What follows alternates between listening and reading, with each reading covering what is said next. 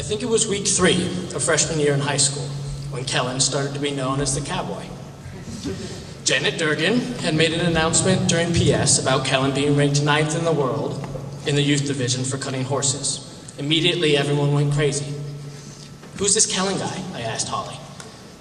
"Dude," he said, "you don't know Kellan? He's so cool, man. You have to meet him." Later that afternoon, I finally met Kellan. He had a huge grin on his face. He was wearing a pink polo, and on the rear of his jeans, there was a giant face of Tupac, the rapper. I knew right then that Holly was right. He was cool. What I didn't know, though, was that soon Kellan would become my friend, and one of the greatest friends anyone could have ever asked for.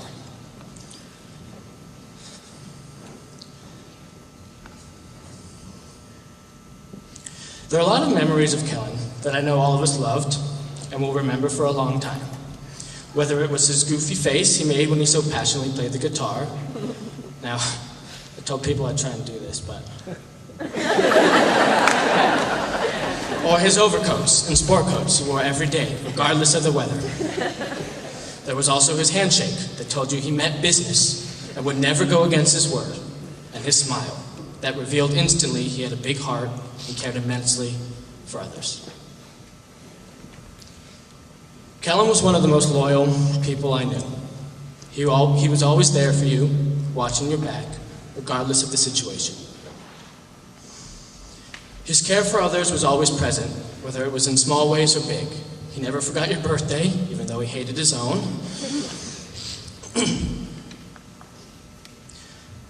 And he refused to celebrate it with us. On Valentine's Day, he would always buy the girls roses or cupcakes, and he never lost a moment to remind you he loved you and that he would forever. The truth is there are just too many of these memories to be able to share with all of you today. However, I do want to share this. It wouldn't be right for me to remember Kellan's life and not mention all the times we went golfing together. This one's for you, Kellan. No matter where we were, Meadowood, Montana, or Santa Rosa, Kellan would always beat me, and he never would let me hear the end of it. And trust me, we played a lot of golf. The typical hole would go like this. Kellan would start off with a massive drive. Seriously, it was massive. He would crush it. Then I would drive, and to say my shots were less than massive would be an understatement. We'd continue in this manner until we got to the green. Usually all Kellan needed to do was tap the ball in. However, he must have been too strong for his own good.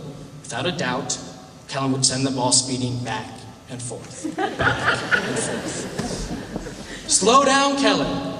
And he would respond by saying, This would always give me hope that maybe just once I would beat him. But unfortunately, my putting wasn't much better than his, and still isn't. But for me, the score isn't important in golf. It's the people you play with. And Kellan was the best golf partner I could have ever asked for.